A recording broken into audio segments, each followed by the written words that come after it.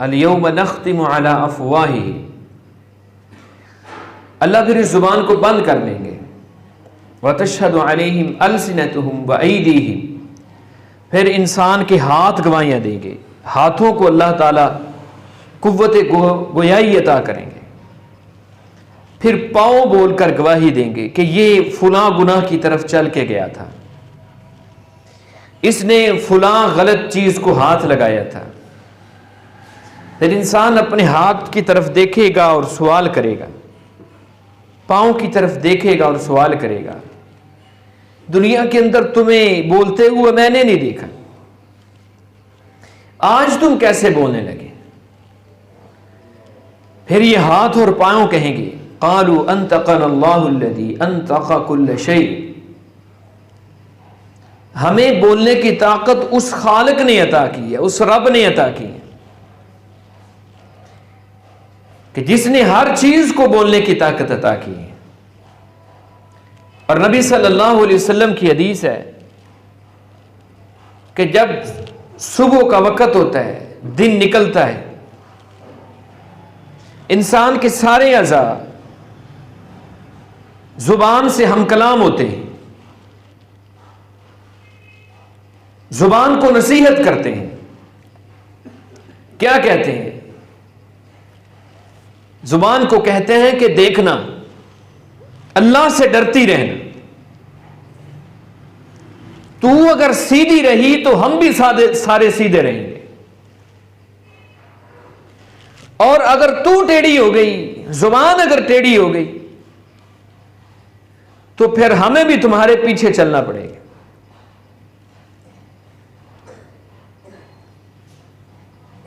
اس لیے زبان جو ہے اس کے بارے میں اسپیشل حکم ہے کہ اس کے بارے میں سوال کیا جائے گا۔ اس لیے بہت سے ایسے گناہ ہیں جن کا تعلق زبان کے ساتھ ہے۔ ان میں سے ایک بہت بڑا گناہ اور کبیرہ گناہ ہے جسے گالی کہا جاتا ہے۔ یہ میرے اور آپ کے معاشرے کے اندر عام ہے، اس کو گناہ سمجھا نہیں جاتا، حالانکہ یہ کبیرہ گناہ ہے۔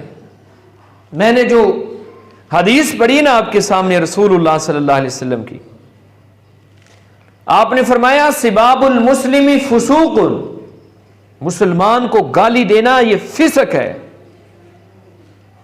اور فاسق آدمی، گناہگار آدمی، یہ گناہگار کو کہا جاتا ہے۔ فاسق آدمی جو گناہ کے اندر حد سے آگے بڑھ گئے ہیں۔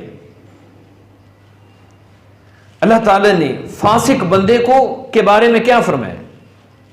فرمایا اللہ فاسق بندے سے محبت نہیں کرتے، اور دوسری فاسق بندے کے اوپر جو سزا مسلط ہوتی ہے، اللہ تعالیٰ نے کہا ہے واللہ لا یہدی القوم الفاسقین، اللہ فاسق بندے کو ہدایت والی نعمت بھی اس سے چھین لیتا ہے۔ فاسق بندے کو ہدایت نصیب نہیں ہوتی۔ اسی لیے نبی صلی اللہ علیہ وسلم نے فرمایا کہ مسلمان کو گالی دینا یہ فسق ہے، یہ تو فاسقین کا کام ہے۔ مومن گالی گلوچ کرنے والا نہیں ہوتا۔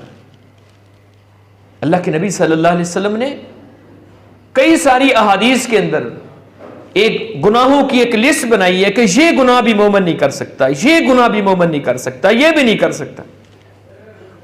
اس میں آپ نے یہ بھی فرمایا کہ مومن جو ہے نا وہ لان تان کرنے والا نہیں ہوتا، مومن گالی نہیں دیتا، گالی دینے والا شخص مومن نہیں ہوتا۔ تو یہ اتنا بڑا جرم ہے۔ رسول اللہ صلی اللہ علیہ وسلم کے پاس ایک صحابی ہے، اور انہوں نے سوال کیا نبی صلی اللہ علیہ وسلم سے، اللہ کے رسول نصیحت کریں۔ آپ صلی اللہ علیہ وسلم نے ایک نصیحت کی، لا تسبن احدا، کسی کو گالی نہیں دینی، تو نے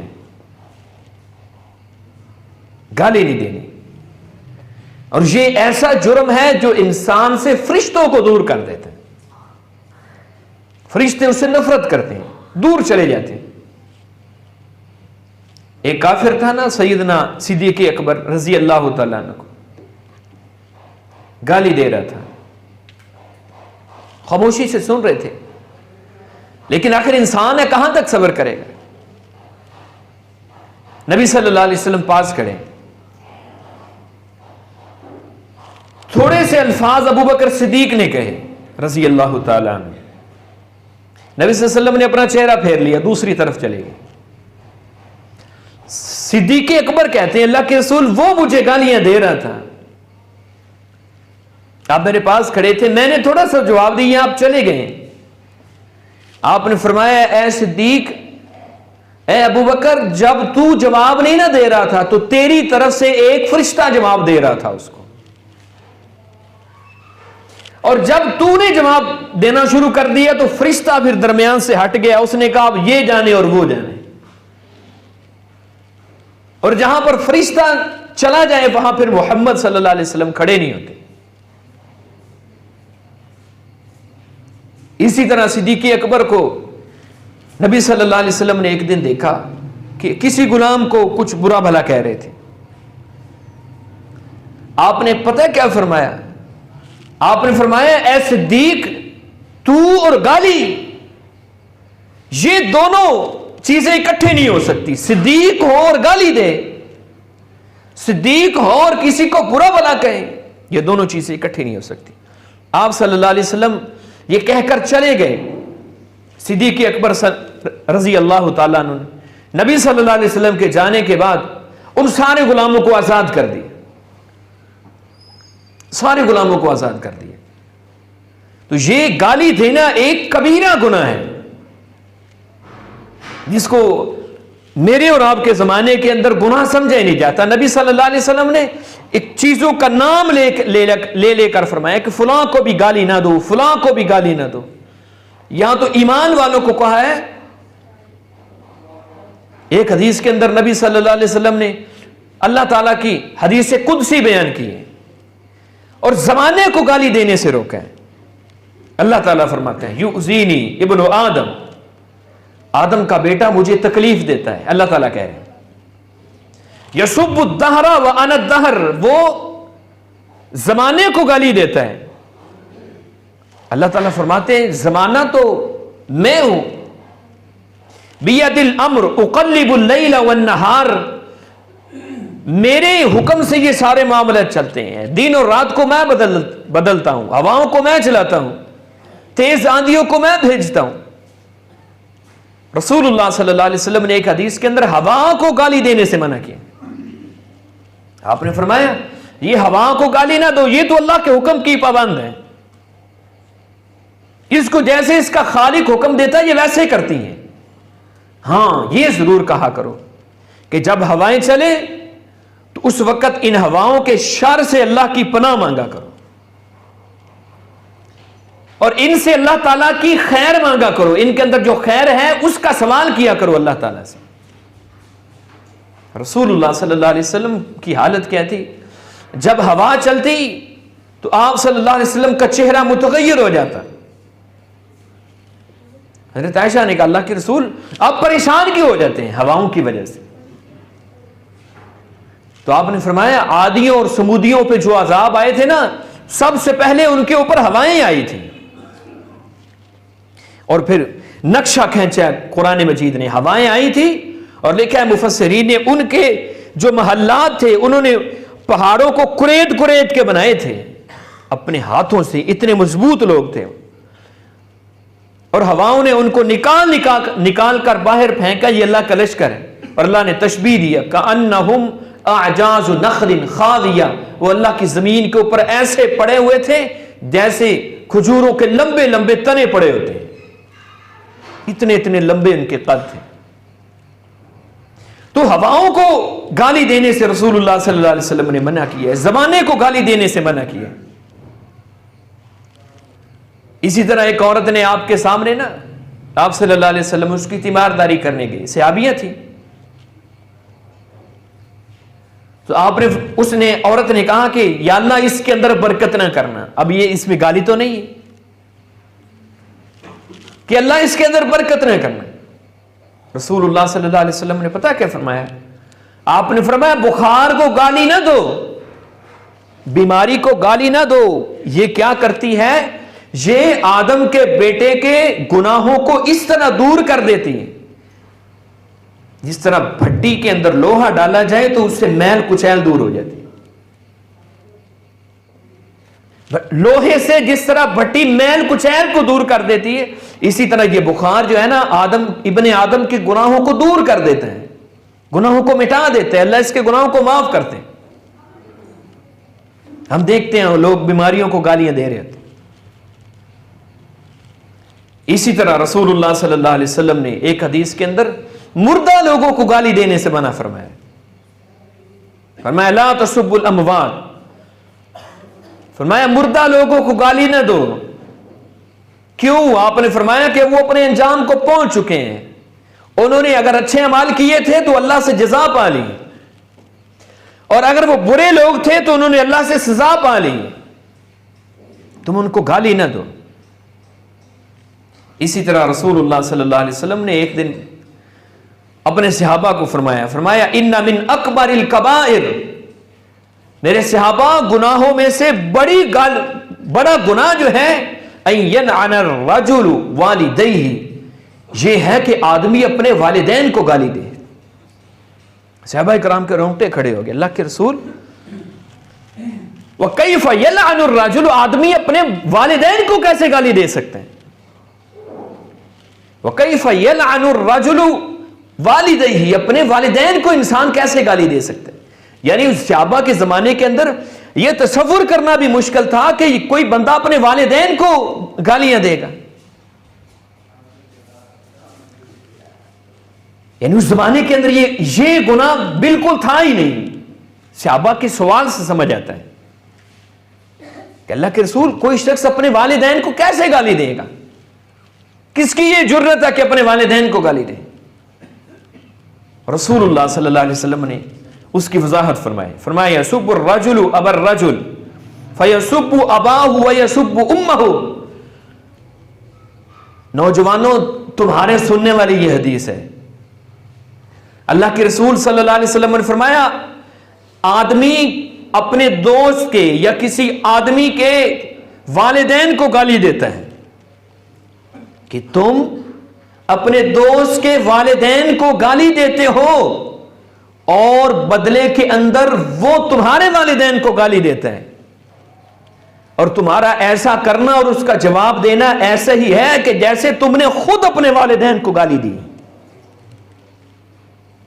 ماں نے 9 مہینے اس لیے پالا تھا کہ اس کو گالیاں دی جائیں. باپ نے خون پسینہ ایک کر کے اس لیے بنا کیا تھا کہ اس کو گالیاں دلوائی جائیں. نوجوان اپنے نوجوان دوست سے ہم کلام ہوتا ہے تو گالی کے ساتھ. اللہ کے رسول صلی اللہ علیہ وسلم کی سنت کیا ہے؟ آپ کا طریقہ کار کیا ہے؟ آپ کا اسوہ حسنہ کیا؟ کتنا خوبصورت ہے. ایک مسلمان دوسرے مسلمان سے ملتا ہے تو سلام کے ساتھ ہم کلام ہوتے ہیں، ایک دوسرے کے لیے سلامتی کی دعائیں کرتے ہیں. اور فرمایا جب 2 ہاتھ آپس میں ملتے ہیں اللہ ان کے جدا ہونے سے پہلے ان کے سارے گناہوں کو معاف کر دیتے ہیں.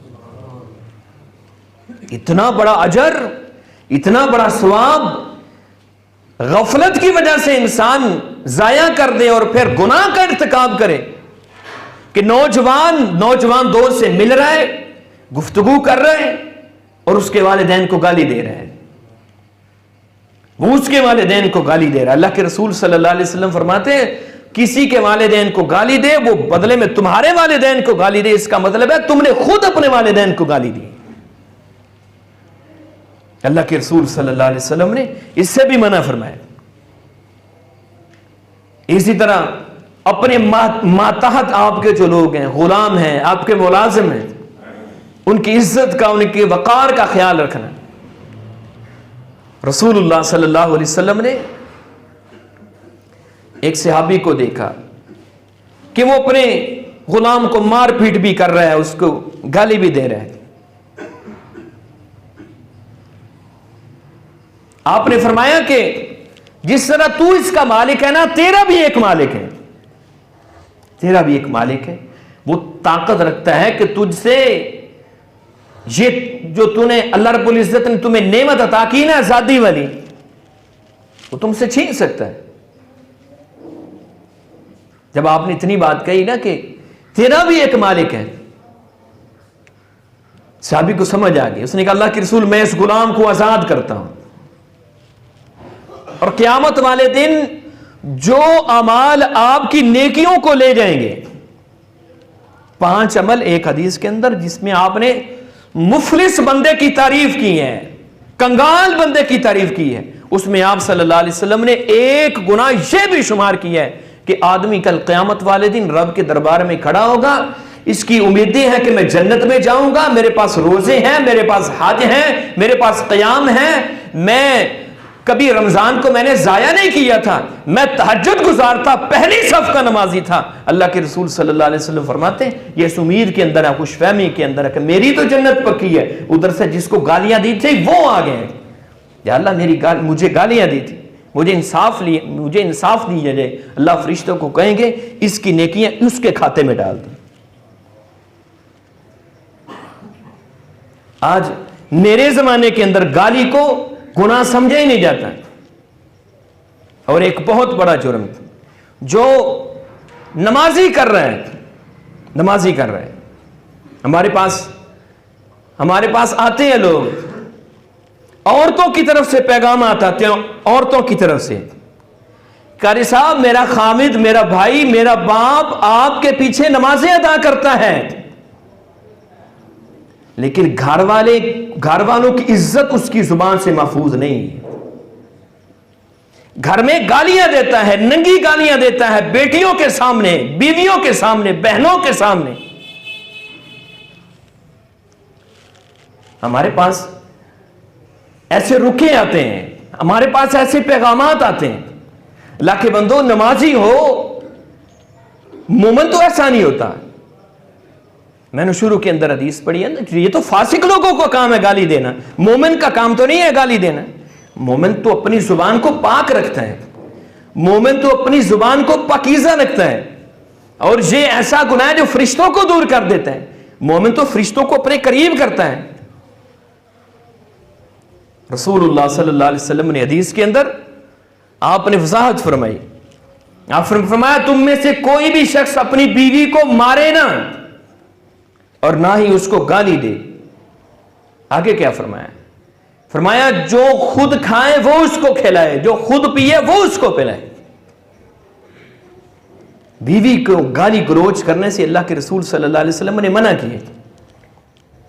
مسلمان اس کی زبان سے محفوظ نہیں ہے، گھر والے محفوظ نہیں ہیں، گھر کے اندر گالیاں دیتا ہے. تو اللہ کے رسول صلی اللہ علیہ وسلم نے اس کو گناہ شمار کیا ہے. اسی طرح لوگ سواریوں کو گالی دے رہے ہوتے ہیں. سواری موٹر سائیکل کو گالی دے رہے ہیں، سائیکل کو گالی دے رہے ہیں، گاڑیوں کو گالیاں دے رہے ہیں. رسول اللہ صلی اللہ علیہ وسلم صحابی بیان کرتے ہیں سارا الرجل مع النبی صلی اللہ علیہ وسلم، ہم نبی صلی اللہ علیہ وسلم کے ساتھ سفر کر رہے تھے. فلعن بعیرہ، ایک شخص نے نا، وہ نبی صلی اللہ علیہ وسلم کے ساتھ سفر کر رہا تھا، اس نے اپنی سواری کو لان تان کی. فلعن بعیرہ، اس نے اپنی سواری کو لان تان کی. فقال النبی صلی اللہ علیہ وسلم، اللہ کے پیغمبر فرماتے ہیں یا عبد اللہ، اللہ کے بندے، لا تسیر معنا علی بعیر ملعون، ہمارے ساتھ اس سواری کے اوپر سفر نہ کر جس کے اوپر تو نے ابھی لعنت کی ہے. آپ نے اس کو اپنے سے دور کر دیا. آپ نے فرمایا ہمارے قافلے سے نکل جا، پیچھے چلا جا. تو ایک ایسی سواری کے اوپر سفر کر رہا ہے جس کو تو نے ابھی خود اس کے اوپر لعنت کی ہے. ملعون کہا ہے اس کو، یعنی اس سواری سے برکت اٹھ جاتی ہے جس سواری کے اوپر آپ بیٹھے ہیں، پھر اس کے اوپر آپ لان تان بھی کر رہے ہیں. اللہ کے رسول صلی اللہ علیہ وسلم نے اس کو پیچھے کر دیا. اسی طرح ایک صحابی نے، ایک شخص نے اپنے سواری کو گالی دی، پھر اس کے اوپر سوار ہونے لگا تو آپ نے فرمایا تو ایک ملعون سواری کے اوپر سوار ہو رہا ہے، اس کے اوپر لعنت واجب ہو گئی ہے، تو نے کی ہے تو اس کے اندر داخل ہو گئی، اب تو پھر اس سواری کے اوپر سفر کرے گا، اس کو چھوڑ دو. پھر صحابی بیان کرتے ہیں کہ وہ سواری ساتھ ساتھ چل رہی تھی قافلے کے، لیکن کسی شخص نے اس کو ہاتھ نہیں لگایا، دور ہو گئے اس سے۔ اچھا، اب سواری کو گالی دیں گے تو جرم کس کا ہے؟ اس کا کیا نقصان کر رہے ہیں؟ کاروبار کو گالی دے رہے ہیں تو اس کا کیا نقصان کر رہے ہیں؟ نقصان تو اپنا کر رہے ہیں۔ فسق تو آپ کر رہے ہیں، گناہ کے اندر تو آپ شامل ہو رہے ہیں۔ اور رسول اللہ صلی اللہ علیہ وسلم نے کتنی بڑی وعید بیان کی ہے، کتنی بڑی وعید، لعنت کرنے والا، گالی گلوچ کرنے والا۔ آپ صلی اللہ علیہ وسلم نے فرمایا جب ایک آدمی لعنت کرتا ہے نا تو پھر وہ زمین کے اوپر پھیلتی ہے، تلاش کرتی ہے کس کو لعنت کی ہے۔ آسمانوں کے دروازے بھی بند، زمین کے دروازے بھی بند،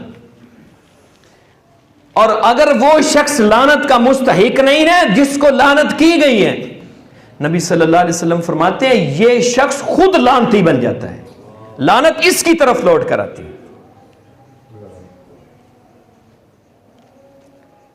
جس کے بارے میں میرے اور آپ کے دل و دماغ میں خیال ہی نہیں ہے کہ یہ گالی بھی کوئی گناہ ہے۔ رسول اللہ صلی اللہ علیہ وسلم نے تو شیطان کو بھی گالی دینے سے منع کی ہے، چاہے جائے کہ مسلمان کو گالی دی جائے، ایمان والے کو گالی دی جائے۔ سلسلہ صحیحہ کی روایت ہے، نبی صلی اللہ علیہ وسلم نے فرمایا لا تسبوا الشیطان، شیطان کو گالی نہ دو، وتعوذوا باللہ من شرورہ، ہاں اس کی شرارتوں سے اللہ کی پناہ ضرور طلب کرو۔ اس کو گالی نہ دو، وہ تو خوش ہوتا ہے، اس کو گالی دو گے اس کو کیا تکلیف ہوگی، اس کو کیا پریشانی ہے، وہ تو خوش ہوگا کہ مسلمان جو ہے وہ گناہ کر رہا ہے۔ اس کو گالی نہ دو، ہاں اس کی شرارتوں سے اللہ رب العزت کی ضرور پناہ مانگو۔ اور رسول اللہ صلی اللہ علیہ وسلم نے ایک حدیث کے اندر بیان فرمایا، آپ نے 5 جہنمی گروہوں کا تذکرہ فرمایا، 5 جہنمی گروہوں کا۔ آپ نے فرمایا ان میں سے ایک گروہ وہ بھی ہے جو اپنی زبان سے لعن طعن کرتا ہے، گالیاں دیتا ہے۔ جہنم کے 5 گروہوں میں سے ایک گروہ یہ بھی ہے، اور نبی صلی اللہ علیہ وسلم نے اس کو نفاق کی علامت کہا ہے کہ مومن گالیاں نہیں دیتا، منافق گالیاں دیتا ہے۔ 4 خصلتیں، بری خصلتیں آپ صلی اللہ علیہ وسلم نے حدیث کے اندر بیان فرمائی، اور ان میں سے ایک خصلت بری یہ ہے وَإِذَا خَاصَمَ فَجَرَ، جب وہ کسی کے ساتھ جھگڑا کرتا ہے، لڑائی جھگڑا کرتا ہے تو گالی گلوچ کرتا ہے، گالی گلوچ کرتا ہے، جھگڑا کرتا ہے۔ اب سوال یہ پیدا ہوتا ہے کہ گالی کہاں کسے جاتا ہے؟ ہمیں پتہ ہی نہیں گالی کس کو کہتے ہیں۔ تو اہل علم نے گالی کی تعریف کی ہے، ہوا مشافہۃ للغیر بما یکرہ، آپ کی زبان سے ہر نکلنے والا جو جملہ جو دوسرے مسلمان کو تکلیف پہنچاتا ہے، اس کے لیے تکلیف کا باعث بنتا ہے۔ اہل علم نے کہا کہ یہ گالی ہے، یہ گالی ہے جو آپ کی زبان سے جملہ نکلا ہے اور وہ دوسرے مسلمان کو تکلیف پہنچا رہا ہے۔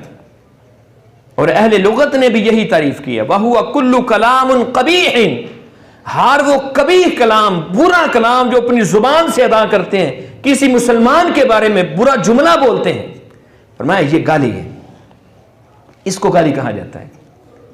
تو میرے بھائیوں یہ ایک کبیرہ گناہ ہے، کبیرہ گناہ، یہ فاسق لوگوں کا کام ہے گالی دینا، مومن کا کام نہیں ہے گالی دینا۔